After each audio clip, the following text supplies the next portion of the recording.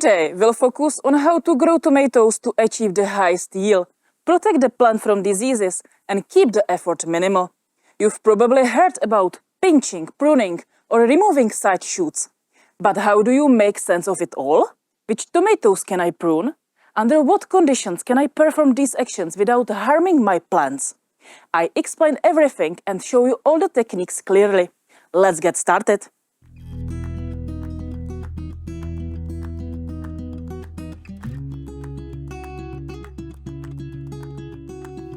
Before we dive into any techniques, let's look at how a tomato plant grows and its key parts. This will help us understand how and why to grow tomatoes in a specific way. Bush tomatoes are ideal for field growing and don't require support. Their stem growth is finite. We cover their cultivation in another video. Vine tomatoes are the ones most commonly grown in gardens, both in outdoor beds and in greenhouses. Their growth is continuous, with the stem growing throughout the growing season until the plant dies. Indeterminate tomatoes are sprawling but not climbing, and they lack dendrils. The stem can reach lengths of 6 meters, 19.5 feet or more. This growth allows for prolonged harvest as fruit ripen gradually in years.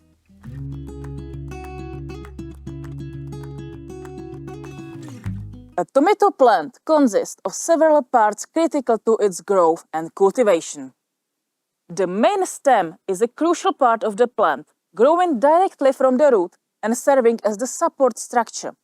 Its growth and length vary by tomato type, affecting how it's grown.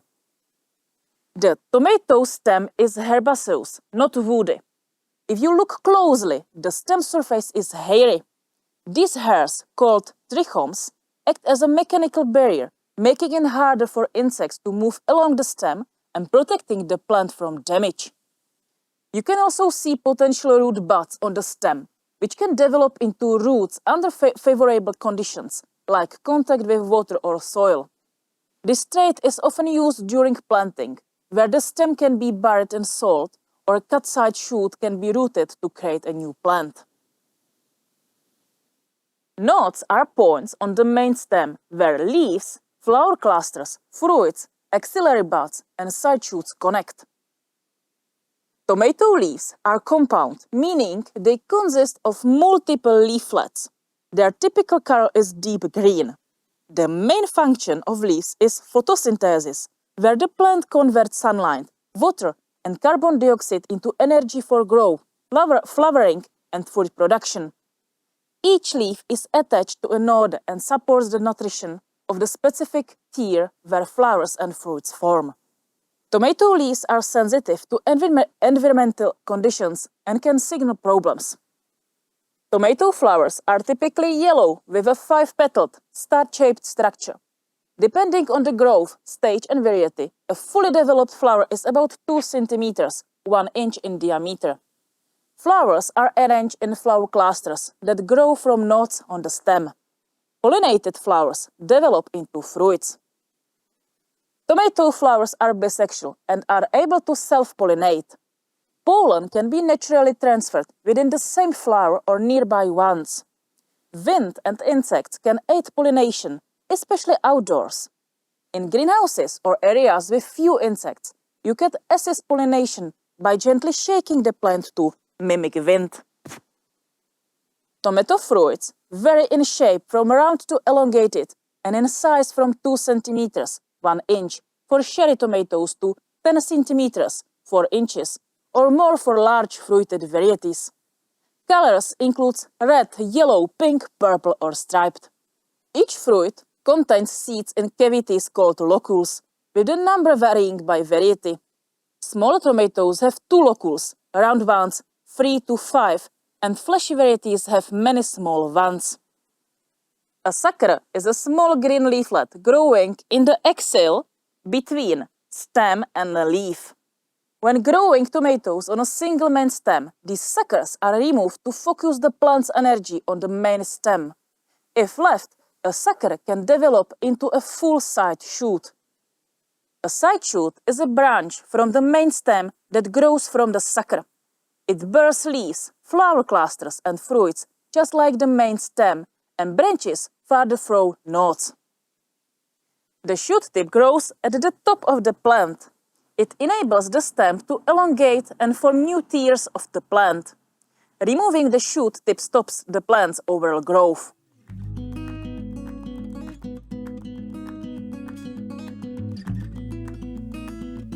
Tomatoes can be grown in various ways, depending on the variety, available space, desired yield and level of care you are willing to provide. There are two main approaches.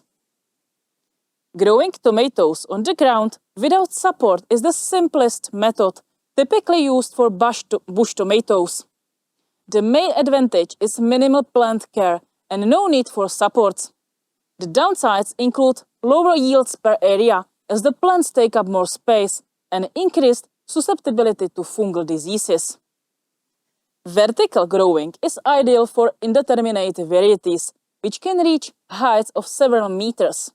Since tomato stems lack tendrils, plants need regular guiding or tying to supports. Use sturdy wooden stakes, metal spirals, nets, or taut ropes as supports. The support must be strong enough to bear the weight of the plant and its fruits. This method requires more care but offers significant benefits, especially when growing on a single main stem. Growing on a single main stem with vertical support involves keeping only the main stem and removing all side shoots as early as possible. This deliberately redirects the plant's energy to where we want it: faster ripening of existing fruits and immediate formation of new ones in higher tiers.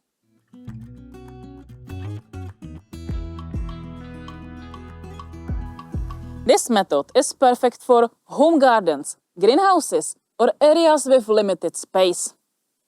A plant grown on a single stem is more resistant to fungal diseases because it doesn't sprawl on the ground and lack excess leaves or side shoots.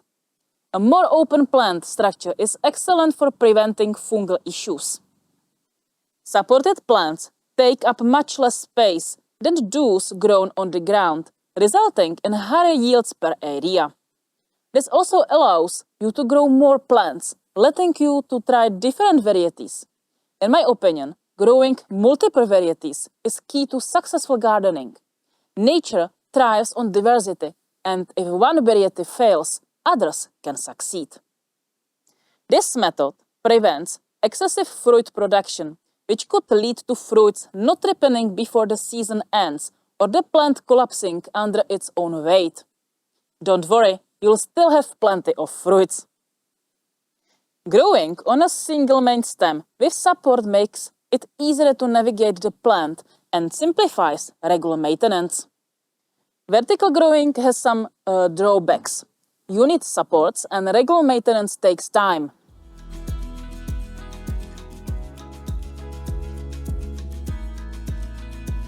For all techniques, hygiene and disease prevention are critical. Disinfect your hands and tools beforehand and don't work with soil-dirty gloves. I found alcohol-based disinfectant with 60 to 70% alcohol, ideally in a spray form, to be effective. Avoid pruning during rain or high humidity, as this increases the risk of fungal infection. Pinching suckers is a simple technique involving the ongoing removal of suckers with fingers or scissors. Remove suckers when they are smaller than 5 centimeters, 2 inches, to minimize plant stress. Start this about a month after planting. Suckers vary in shape and size, but their location in the leaf axil is key. Pinch the sucker with your fingers and break it off at its base. Here are a few examples of what suckers look like and how to remove them. Be careful not to mistake suckers for flower clusters or shoot tip. Removing of the shoot tip will stop the plant's growth. We'll cover this in a moment.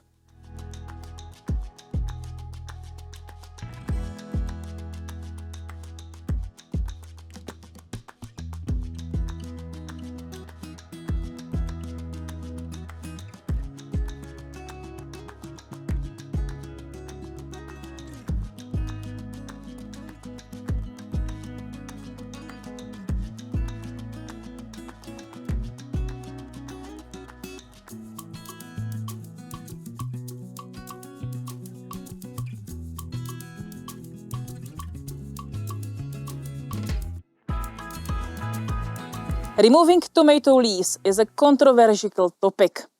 Tomatoes need leaves for growth and fruit production, but leaves can also cause problems. I've been growing tomatoes for years, and here are my recommendations. I remove about 30% of the plant's leaves, or up to 50% for vigorous varieties. This ensures that the plant has enough energy for sweet, tasty fruits while reducing fungal risks. Let's see how to do it. Cut leaves with sharp scissors about 3 to 5 centimeters, 1 to 2 inches from the stem. Cutting farther from the stem prevents drying issues, as a stub drying into the stem can cause problems. Right after planting, remove all diseased or damaged leaves and any touching the soil as soon as possible. The 30% rule doesn't apply here. Remove all effective leaves. During the first sucker pinching, about a month after planting, remove the lower leaves up to the first flower cluster, at least 15 centimeters, 6 inches from the ground. This reduces fungal risk from soil splash. After harvesting all fruits from a tear, remove all leaves below it. Fruits typically ripen from the bottom up, so remove leaves from the bottom accordingly. If fruits ripen out of order, only remove leaves up to the lowest flower cluster or fruits. Also, remove leaves that interfere with flower or fruit growth or excessively shade them. I recommend removing leaves that cross with neighboring plants' leaves or hinder your movement or work on the plant. They're likely to get accidentally broken anyway. If the plant becomes too dense, which some varieties do, or if over-fertilized with nitrogen, remove every third leaf across the plant, even where flower clusters or fruits are still developing.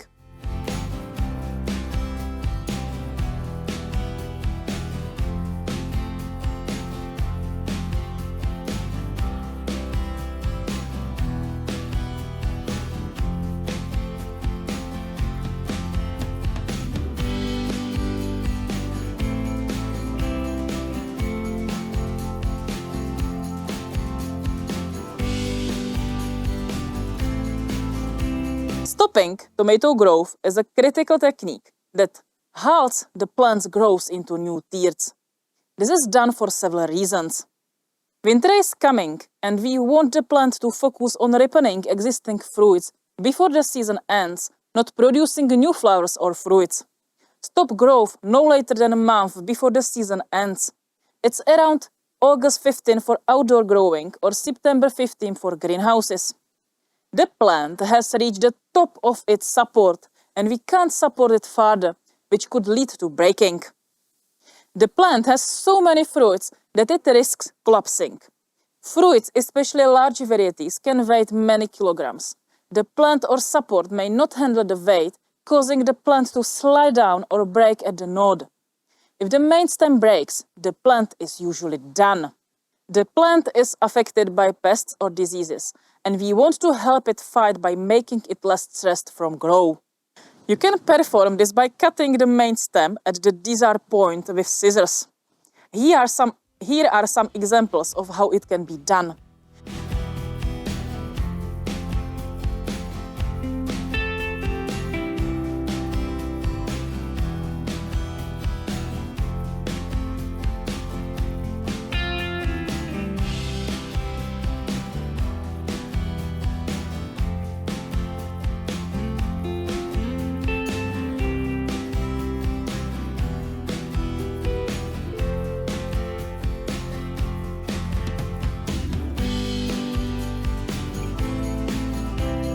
You can also stop growth by pinching out the shoot tip. Here are a few examples of that. During this, you can also remove all flowers, leaving only fruits that will ripen in time. Hi, I'm Markéta from Handilio, and I've been gardening for over 13 years.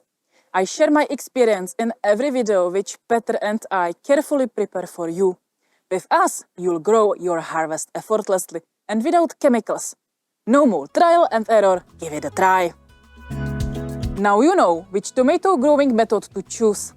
If you are more interested in properly caring for tomatoes to avoid fungal diseases, check out our other video. Act early to save your harvest.